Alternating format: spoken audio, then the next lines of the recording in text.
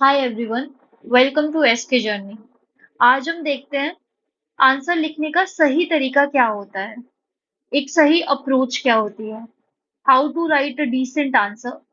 सबसे पहले कुछ जेनरिक बातें हैं जो आपको ध्यान में रखनी है। Be precise and to the point. जब भी आप आंसर लिखेंगे तो प्रिसाइज रहिए और टू द पॉइंट आपको आंसर लिखना है। वर्ड लिमिट के हिसाब से लिखना है। अननेसेसरी डिटेल्स नहीं लिखनी है। जितना क्वेश्चन में पूछा गया है उतना ही लिखना है। सेकंड चीज, यूज हेडिंग्स एंड सब हेडिंग्स। हेडिंग्स एंड सब हेडिंग्स जब आप डालते हैं तो आंसर में एक फ्लो आ जाता है और आंसर ऑर्गेनाइज लगता है। ठीक है, और एग्जामिनर को पढ़ने में भी आसानी होगी। तो हेडिंग्स और सब हेडिंग्स का आप यूज कीजिए। तीसरी बात क्या है कि incorporate perspective of different thinkers. Examiner को दिखेगा आपने अलग अलग थिंकर्स को समझा है, तो drop their name wherever relevant. चौथी बात, draw diagrams and flow chart. अगर किसी भी क्वेश्चन में डायग्राम इंक्लूड हो सकता है, फ्लो चार्ट इंक्लूड हो सकता है, तो उसको जरूर डालिए। पांचवी बात क्या है कि जब भी कंपैरिजन पे क्वेश्चन आता है, मान लो सोशियोलॉजी का कंपैरिजन पूछ लिया इकोनॉमी से, पॉलिटिकल साइंस से, या वेबर की किसी थ्योरी को डर्कहाइम की किसी थ्योरी से कंपेयर करने के लिए बोल दिया है, तो एक टैबुलर रिप्रेजेंटेशन में अपना आंसर देने की कोशिश कीजिए। Underline keywords. जो भी कीवर्ड्स आप लिख रहे हैं, अगर आप बॉडी पार्ट में किसी थिंकर को एक्सप्लेन कर रहे हैं, उसकी कोई थ्योरी लिख रहे हैं या उनका कोई वर्क लिख रहे हैं, उनकी किसी बुक के बारे में बता रहे हैं, तो वो अंडरलाइन जरूर कीजिए। ठीक है। अब ये सारी चीजें कैसे आएगी? ये सारी चीजें आएगी जब आप आंसर राइटिंग को रेगुलरली प्रैक्टिस करोगे। आप आंसर राइटिंग रोज करोगे, रेगुलरली करोगे, एक तरीके से करोगे, तभी आप ये सारी चीजें कर पाएंगे, ये सारी चीजें इनकॉर्पोरेट कर पाएंगे। और क्या होगा, आंसर राइटिंग आप जब रोज लिखेंगे तो एक क्लैरिटी मिलेगी आपको। It will give you clarity कि आंसर लिखना कैसे है। दूसरी बात, आपकी स्पीड इंप्रूव होगी, आपकी राइटिंग अच्छी हो जाएगी, राइटिंग भी इंप्रूव होगी आपकी, और आपके हाथों को आदत हो जाएगी लिखने की। ठीक है। तो इन सब चीजों के लिए, अगर ये सब आपको करना है तो आपको आंसर राइटिंग भी करनी होगी। ठीक है। फिर अब एक आंसर किस तरीके से आपको लिखना है। सिंपल, हम जब से तैयारी कर रहे होंगे तो सब बोलते हैं कि इंट्रोडक्शन लिखना है, बॉडी लिखनी है और कंक्लूजन लिखना है। हम इसे सिंपल ही रखते हैं। ठीक है, इंट्रोडक्शन, बॉडी और कंक्लूजन। तो इंट्रोडक्शन में आप क्या करोगे, आप पैराग्राफ फॉर्म में अपना इंट्रोडक्शन दोगे। क्रिस्प फॉर्म में होना चाहिए, बहुत ज्यादा बड़ा इंट्रोडक्शन नहीं होना चाहिए आपका, 12-13 लाइन का नहीं होना चाहिए आपका इंट्रोडक्शन, 5-6 लाइन का होना चाहिए। इंट्रोडक्शन में आपका फोकस होना चाहिए कीवर्ड पे। आप अपने क्वेश्चन पढ़ेंगे, उसमें से कीवर्ड देखेंगे क्या कीवर्ड है और उसको डिफाइन करेंगे। और डिफाइन भी एकदम सिंपल डेफिनेशन देंगे आप। ठीक है, जितना आप अपना आंसर सिंपल लिखेंगे, अच्छा लिखेंगे, ऑर्गेनाइज्ड वे में लिखेंगे, एक फ्लो आएगा आपके आंसर में, और एग्जामिनर को भी अच्छा लगेगा पढ़ने में। ठीक है, तो एक सिंपल डेफिनेशन लिखिए। अगर किसी थिंकर की डेफिनेशन लिखनी है, जैसे अगर सोशियोलॉजी क्या होती है, व्हाट इज सोशियोलॉजी, अगर इसमें आपको किसी थिंकर की डेफिनेशन लिखनी है, जैसे according to Weber sociology is study of social action, ये भी आप लिख सकते हैं, या कोई जेनेरिक लिखनी है तो आप वो भी लिख सकते हैं। ठीक है, तो आपको इंट्रोडक्शन शॉर्ट और क्रिस्प लिखना है और पैराग्राफ फॉर्म में लिखना है। अब आते हैं बॉडी। बॉडी आप पैराग्राफ फॉर्म में भी लिख सकते हैं या पॉइंट वाइज में भी लिख सकते हैं। मैं कहूंगी कि आप पॉइंट वाइज लिखिए। बॉडी में आपको डिफरेंट थिंकर्स के पर्सपेक्टिव को डालना है विद एग्जांपल्स। अगर आप कोई भी पॉइंट लिख रहे हैं तो आप ट्राई कीजिए कि हर एक पॉइंट के नीचे एक थिंकर डालें आप। और अगर इन थिंकर से कोई और थिंकर इन्फ्लुएंस हुआ है तो आप उसके बारे में भी डालिए। सपोज आप कोई पॉइंट लिख रहे हैं और किसी थिंकर के बारे में लिखा उसको समझाने के लिए, अगर उस थिंकर से कोई दूसरा थिंकर भी इन्फ्लुएंस हुआ है तो उसके बारे में भी लिखिए। जैसे चार्ल्स डार्विन की थ्योरी ऑफ एवोल्यूशन थी, तो इससे इन्फ्लुएंस कौन हुए थे? Herbert Spencer. इससे इन्फ्लुएंस होकर हर्बर्ट स्पेंसर ने सर्वाइवल ऑफ द फिटेस्ट का कॉन्सेप्ट दिया। तो आप ये भी इंक्लूड कीजिए। ठीक है, और लास्टली हम आते हैं कंक्लूजन में। कंक्लूजन में वापस आपको क्वेश्चन में जाना है कि क्वेश्चन में पूछा क्या था। एक बार दोबारा कंक्लूजन लिखते हुए क्वेश्चन की तरफ दोबारा देखना। कोई भी बड़े पैराग्राफ में आप कंक्लूजन नहीं लिखेंगे। कंक्लूजन आपका छोटा होना चाहिए, 3-4 लाइन का होना चाहिए, ज्यादा से ज्यादा 5 लाइन का होना चाहिए। और जो भी आपने बॉडी पार्ट में लिखा है उसको कंक्लूजन में आप जस्टिफाई करेंगे। ठीक है, तो ये सिंपल बेसिक है। अभी आपको ऐसे ही स्टार्ट करना है। अगर आप, if you are new to answer writing, आपको सिंपल ऐसे ही करना है।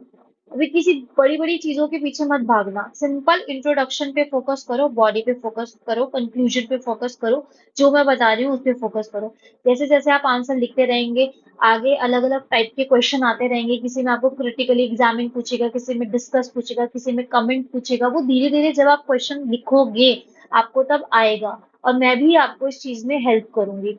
ये इनिशिएटिव भी बिल्कुल फ्री रहेगा यूट्यूब में, आप बिल्कुल टेंशन मत लीजिए। ठीक है, और इंट्रोडक्शन हो, कंक्लूजन हो, या पहले से ही ब्रॉडर थीम्स के जो भी इंट्रोडक्शन है, कंक्लूजन है, पहले से ही प्रिपेयर करके रखें ताकि पेपर में ज्यादा दिक्कत ना हो। और कंक्लूजन हमेशा कोशिश कीजिए कि एक पॉजिटिव नोट पे खत्म करो आप। ठीक है, अब जैसे हम एग्जांपल लेते हैं कि क्वेश्चन है, इज सोशियोलॉजी और कॉमन सेंस, मान लो।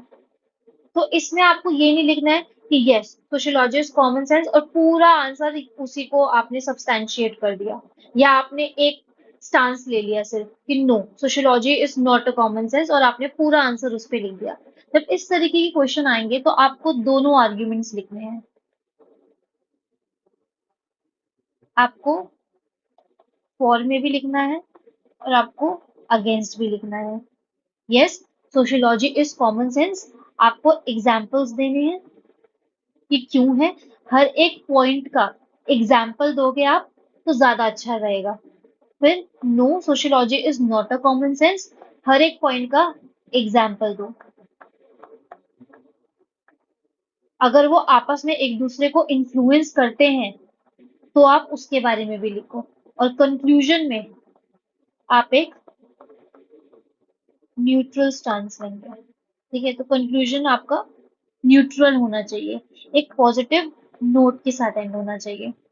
अब मान लो अगर थिंकर्स वाले क्वेश्चन है, तो थिंकर्स वाले में आपका कंक्लूजन कैसा होना चाहिए कि उनकी थ्योरी का क्या कंट्रीब्यूशन रहा। तो कंट्रीब्यूशन लिख के आप कंक्लूजन को लिखेंगे। अगर एप्लीकेशन बेस्ड कोई क्वेश्चन है तो आज उसका कंटेम्पररी रेलिवेंस क्या है, उस नोट पे आप एंड करेंगे। तो ये धीरे धीरे जैसे मैं आपको क्वेश्चन देती रहूंगी आप लिखते रहना और धीरे धीरे आपको आता रहेगा।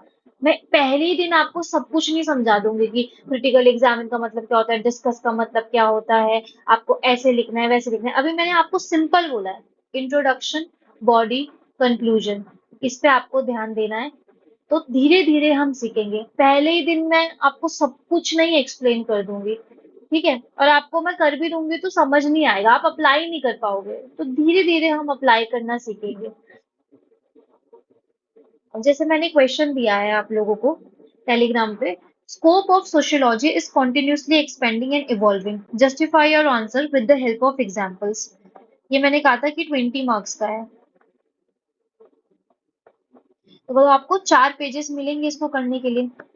ठीक है, तो अब इसको कैसे करना है। इंट्रोडक्शन, इंट्रोडक्शन के लिए पहले आप जाएंगे, आप चेक करेंगे कि कीवर्ड क्या है, क्या एक्सप्लेन करना है हमें। तो क्या है, scope of sociology is continuously expanding and evolving. किसके बारे में पूछा है, स्कोप ऑफ सोशियोलॉजी के बारे में पूछा है। स्कोप ऑफ सोशियोलॉजी क्या है, स्कोप में क्या आता है, ये आप थोड़ा सा एक्सप्लेन करेंगे एक पैराग्राफ फॉर्म में। फिर उसके बाद मेन बॉडी पार्ट में आ जाते हैं। बॉडी पार्ट में आप क्या लिखेंगे, क्या पूछा है, दोबारा जाओ क्वेश्चन पे। Scope of sociology is continuously expanding and evolving, justify और answer with the help of examples. तो अब आपको एवोल्यूशन बताना है यहाँ पे। तो एवोल्यूशन बताओगे आप डिफरेंट फेजेस के थ्रू कि 1838 से 1880 तक कैसा था, फिर 1880 से 1940 तक कैसे इसका एवोल्यूशन हुआ, फिर 1940 से 1980 पे किस चीज पे फोकस था, और 1980 से अभी प्रेजेंट तक ये कैसे इवॉल्व होता आ रहा है। जब आप ये फेजेस के बारे में लिखोगे तो आपको क्या लिखना है, इस फेज में फोकस क्या था, और एग्जाम्पल भी देने हैं आपको। तो यहाँ पे आप थिंकर्स के पर्सपेक्टिव डालेंगे कि थिंकर्स कौन कौन से हैं। फिर सेम यहाँ पे करेंगे आप कि इस फेज में फोकस क्या था, और यहाँ पे एग्जाम्पल। ऐसे ही आप सारे फेजेस में करेंगे। और लास्ट में कंक्लूजन लिखते हुए आपको क्या करना है कि जो भी आपने इस बॉडी पार्ट में लिखा है उसको आपको यहाँ पर जस्टिफाई करना है। ठीक है, लास्ट में आप क्या लिखोगे कि अभी इवॉल्व हो रहा है कॉन्स्टेंटली, जो है वो इवॉल्व हो रहा है, ये सारी चीजें आप लिखेंगे। तो वही आपको यहाँ पर लास्ट में कंक्लूड करना है। आपको उसी से रिलेटेड क्वेश्चन में वापस जाके देखेंगे कि इसी से रिलेटेड आपका कंक्लूजन होना चाहिए। ठीक है, फॉर एग्जाम्पल हम देखते हैं अभी, मैंने आपको ये क्वेश्चन दिया था, ये इसका आंसर है। ये मैंने इंटेंशनली खुद से लिखा है, टेक्स्ट फॉर्म में नहीं दिया है, ताकि आपको एक फील आए कि लिखना कैसे है।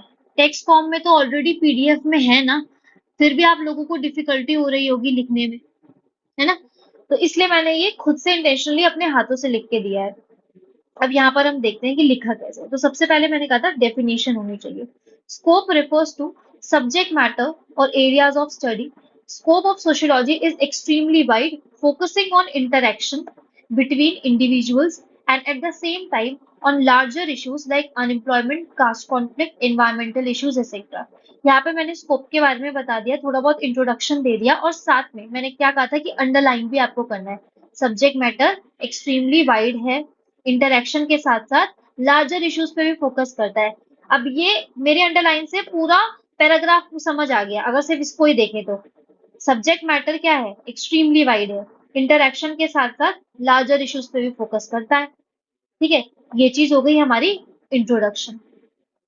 यही चीज मैंने सेम पीडीएफ में दे रखी थी, वही आपको पढ़ के यहाँ पर डालनी थी। फिर एवोल्यूशन। अब क्वेश्चन क्या था, क्वेश्चन में क्या पूछा था कि इस scope of sociology is continuously expanding and evolving. तो यहाँ पर आ गए हम, evolution of scope of sociology through different phases. ये मैंने कनेक्ट कर दिया क्वेश्चन से, मैंने अपनी बॉडी पार्ट को क्वेश्चन से कनेक्ट किया है। अब फेज वन 1838 टू 1880, यहाँ पे मैंने पॉइंट वाइज आप लिखोगे ना तो एग्जामिनर को दिखेगा भाई पॉइंट लिखे हैं हमने, दिखाना है उनको कि हमने 1 पॉइंट 2 पॉइंट 3 पॉइंट 4 पॉइंट ऐसे पॉइंट्स लिखे हैं।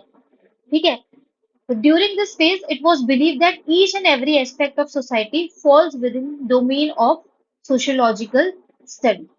अब each and every aspect of society fall within domain of sociological study. अब मैंने क्या कहा था कि जब भी आप बॉडी में कोई भी पॉइंट लिखेंगे, try writing example for it also, या कोई थिंकर्स का पर्सपेक्टिव डाल दो। तो मैंने एग्जाम्पल डाल दिया, Hobhouse, L T Hobhouse advocated that whole social life of man is the sphere of sociology. ये पीडीएफ में भी था, ये मैंने पढ़ाया भी था। तो इस तरीके से आपको कनेक्ट करके यहाँ पे डालना है। सेकेंड पॉइंट मैंने लिखा है, attempt was to understand society as a whole in terms of macro unit. इसमें मैंने एग्जांपल डाल दिया, sociologist such as Auguste Comte delineated the scope of sociology into social statics and social dynamics। तो यहाँ पर मैं अंडरलाइन करके भी बता रही हूँ कि पहले में मेरा पूरा क्रक्स क्या है, ईच एंड एवरी एस्पेक्ट को ये पढ़ता है। एग्जाम्पल हॉबाउस, हॉबाउस का ये पूरा पॉइंट ये मैंने इन्वर्टेड कॉमर्स में कर दिया। फिर उसके बाद अटेम्प्ट क्या है, सोसाइटी को एज अ होल पढ़ना और मैक्रो यूनिट्स में पढ़ना, Auguste Comte, social statics and social dynamic. तो अंडरलाइन भी करना है आपको, और ये आपको प्रैक्टिस से आएगा। Attempt was on using scientific method to study society and making sociology similar to natural sciences। यहाँ पे एग्जाम्पल किसका डाल सकते हैं, सेंट साइमन का। Saint Simon even call sociology as social physics. तो मैंने क्या किया, मैंने हर एक पॉइंट लिखा और एग्जाम्पल भी दे दिया। फिर फेज टू 1880 से 1940, फिर मैंने दोबारा वन फर्स्ट पॉइंट लिखा, during this phase it was argued that scope of sociology should be limited and narrow, focusing on micro aspects of the society. तो मैंने अंडरलाइन करके बता दिया, लिमिटेड है, नैरो है, माइक्रो एस्पेक्ट। तो इससे एग्जामिनर को ना एक आसानी हो जाती है एक फ्लो बन जाता है। फिर मैंने एग्जाम्पल भी दे दिया। Max Weber introduce interpretative sociology focusing on individual action. Individual एक माइक्रो एस्पेक्ट में ही आता है। For him scope of sociology is to study social actions. Second point, focus was on studying the forms of relationship rather than actual content of relationship। यहाँ पे George जिमिल का analogy बता दिया कि उसने कैसे ज्योमेट्री को सोसाइटी से कंपेयर किया था। तो इस पॉइंट का एग्जांपल मैंने यहाँ दे दिया। Rejection of sociocentrism and focus on studying human interaction. यहाँ पे एग्जांपल दे दिया। Von Wiese suggested sociology should focus on two main types of social interaction. यहाँ पे ह्यूमन इंटरेक्शन की मैंने बात करी, एग्जाम्पल में मैंने थिंकर डाल दिया। Associative processes, positive interaction include cooperation, accommodation, assimilation. Disassociative processes, negative interactions include conflict and competition. But during this phase, main focus was on individual experiences। ये मैंने इसको एक तरीके से conclude कर दिया। फिर phase 3 आता है। तो post 1940s when sociology started being taught in various universities, its scope further widened, integrating macro and micro aspect। अब this phase reflected how large scale social structure मतलब macro aspect and individual interaction micro aspect. ये मैंने जानबूझ के से bracket में लिखा है कि मैक्रो और माइक्रो दिखे एग्जामिनर को, इन्फ्लुएंस ईच अदर। इसमें एग्जांपल दे दिया Anthony Giddens theory of structuration. This phase emphasized the importance of understanding relationship between personal experiences मतलब micro and larger societal issues macro। इसमें एग्जाम्पल दे दिया C W Mills concept of sociological imagination. जानबूझ के macro micro macro micro लिख रही हूं मैं, ठीक है। फिर उसके बाद highlighted the importance of balanced approach to study society. तो यहाँ पे बैलेंस्ड अप्रोच मैंने अंडरलाइन कर दिया। R K Merton's middle range theory bridge the gap between grand overarching story theories that is macro and smaller scale studies micro. तो ये मैंने example भी दे दिया है, ठीक है। फिर phase 4 1980 to present. Scope of sociology is widening due to globalization, industrialization, digital revolution, etc. During these times, there were emergence of new school of thought. Example, Chicago School, bracket में लिख दिया अर्बन सोशियोलॉजी, क्योंकि इतना page भी नहीं है, इतना space भी नहीं है। फिर feminist school, gender based perspective. Post modernism, adding the critical perspective to scope of sociology. तो यहाँ पे मैंने फेज 4 समझा दिया है। फिर मैंने लास्ट में क्या लिखा है, scope of sociology is vast and ever evolving. It is brave attempt to confine an enormous mass of slippery material into relatively stable system of pigeonholes। Walter J S Sprott. अब ये जो मैंने लिखा है, ये आपको पहले से ही प्रिपेयर करना होगा, पहले से ही याद करना होगा, ठीक है। ये इसका मतलब क्या है, इस पैराग्राफ का मतलब ये है कि सोशियोलॉजी का स्कोप बहुत बड़ा है। ये मैंने कंक्लूजन में लिख दिया। अब कंक्लूजन में अगर मुझे लिखना है तो वापस मेरे को क्वेश्चन पे जाना होगा। क्वेश्चन क्या था, क्वेश्चन था कि कॉन्टिन्यूसली एक्सपैंड कर रहा है और इवॉल्व कर रहा है। यही मैंने अपनी बॉडी में फेजेस के थ्रू बताया है। अब मुझे कंक्लूजन में भी यही लिखना है कि हाँ, ये इवॉल्व हो रहा है और ज्यादा आगे जाकर इवॉल्व होता रहेगा। अभी भी हो रहा है इवॉल्व और आगे भी होगा। तो मैंने उस चीज को एक कोट याद कर लिया और उसके थ्रू मैंने बता दिया। आपको भी ऐसे ही करना है, ये कोट आप याद कर लो और इसको बता देना। ये मैं एक तरीका बता रही हूँ कि आपको इस तरीके से लिखना है, ठीक है। तो सोशियोलॉजी का स्कोप, इसका मतलब क्या है कि सोशियोलॉजी का स्कोप बहुत बड़ा और हमेशा इवॉल्व होता रहेगा। इसमें बहुत ज्यादा कॉम्प्लेक्स और डिफिकल्ट कॉन्सेप्ट को एक स्टेबल और ऑर्गेनाइज सिस्टम में फिट करने की कोशिश की जाती है, ठीक है। वॉल्टर जे एस स्प्रॉट कहते हैं कि ये एक बहुत करेजियस एफर्ट है जिसमें सोशियोलॉजी को एक मासिव सोशियोलॉजी के मासिव और डिफिकल्ट सब्जेक्ट्स को एक स्ट्रक्चर्ड फ्रेमवर्क, तो स्ट्रक्चर्ड फ्रेमवर्क जैसे पिजन होल में ऑर्गेनाइज करना होता है। तो इसका पूरा मतलब यही है, सार यही है कि सोशियोलॉजी डायनामिक है और उसके सारे टॉपिक्स को एक साथ एक सिंपल स्ट्रक्चर में समझना मुश्किल है, क्योंकि वो कॉन्स्टेंटली चेंज होते रहते हैं। तो ये कंक्लूजन और इंट्रोडक्शन जो मैंने आपको स्टार्टिंग में कहा था कि ब्रॉड थीम पे आपको पहले से ही प्रिपेयर करना है, तो अब वो यहाँ पर यूज आएगा, ठीक है। या अगर ये नहीं लिखना है तो सिंपल, ऐसा नहीं है कि आप बहुत बड़े जार्गन्स डालोगे तो ही आपको मार्क्स मिलेंगे। अगर आपको एंड करना है तो सिंपल आप ये भी लिख सकते हो, scope of sociology continue to expand addressing both global and individual concerns, it remain an ever evolving discipline adapting to new social dynamics. ये सिंपल हो गया, कैसे भी आप कंक्लूड कर सकते हो, लेकिन क्वेश्चन में देख लेना, बॉडी में देख लेना, आपका बॉडी जस्टिफाई होना चाहिए। लास्ट में मैंने क्या बोला है कि इवॉल्व हो रहा है, नए स्कूल्स आ रहे हैं, इंडस्ट्रियलाइजेशन ग्लोबलाइजेशन की वजह से इवॉल्व होता जा रहा है ना, तो इसी को ही हमें जस्टिफाई करना है। तो कंक्लूजन लिखते हुए एक बार अपनी बॉडी पे भी ध्यान देना और एक बार क्वेश्चन भी जरूर देखना, ठीक है। तो सिंपल रखते हैं हम, एक सिंपल तरीके से करेंगे, ठीक है।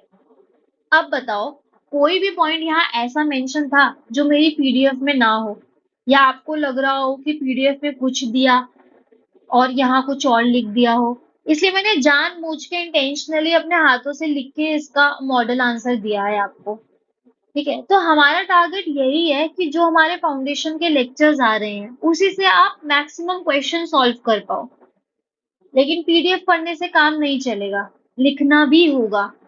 पीडीएफ सिर्फ एक रॉ मटेरियल है, उस रॉ मटेरियल का यूज करके आपको आंसर स्क्रिप्ट तैयार करनी है, और वो प्रैक्टिस से ही आएगी। ये तो आप वीडियोस देखते रहो बैठ के, ठीक है, अप्रोचेस ढूंढते रहो, कुछ नहीं होगा जब तक प्रैक्टिस नहीं करोगे, लिखोगे नहीं, नहीं होगा, ठीक है। तो इन शॉर्ट आपको क्या करना है, आप लेक्चर्स देखो, ठीक है, आप लेक्चर्स देखो, फिर उसके बाद आप पीडीएफ पढ़ लो, 2-3 बार, एटलीस्ट 2 बार तो आप पढ़ो, फिर माइंड मैप उठाओ, उसके टॉपिक देखो और उससे एक्टिव रिकॉल करने की कोशिश करो कि आपने क्या पढ़ा था, ठीक है। जो क्वेश्चन ग्रुप में दिए जा रहे हैं उसको जरूर लिखो, और लिख के पोस्ट भी करो, आपस में पीयर रिव्यू करो, क्योंकि आप इम्प्रूव कर रहे हो, और ये एक ग्रेजुअल प्रोसेस है, धीरे धीरे ही इम्प्रूव कर पाओगे, ठीक है। तो आई होप इससे आपको मदद मिली हो कि कैसे लिखना है, पर ऑलवेज रिमेम्बर, कोई भी आंसर परफेक्ट नहीं होता, इवन जो मैंने दिया है वो भी परफेक्ट नहीं है। हर आंसर में, इवन हर इंसान के अंदर स्कोप ऑफ इम्प्रूवमेंट होने की संभावना रहती है, तो ये तो आंसर है। मेरा आंसर भी जो मैंने लिख के दिया है आपको, ये परफेक्ट नहीं है, या आप भी अगर आप कितने भी बड़े बन जाओ परफेक्ट नहीं होगा। हर आंसर में एक स्कोप ऑफ इम्प्रूवमेंट रहती ही रहती है, ठीक है। तो कोई भी आंसर ये मत समझना कि आप जब आपको सब कुछ आ जाएगा तब आप एकदम परफेक्ट आंसर लिखोगे, ये मेंटालिटी नहीं होनी चाहिए। लिखो, आप जैसे भी आपको आ रहा है, एक प्रॉपर कॉपी बनाओ, उसमें लिखो, ठीक है। तो thank you, keep writing and keep posting it. Bye, आज के लिए इतना ही।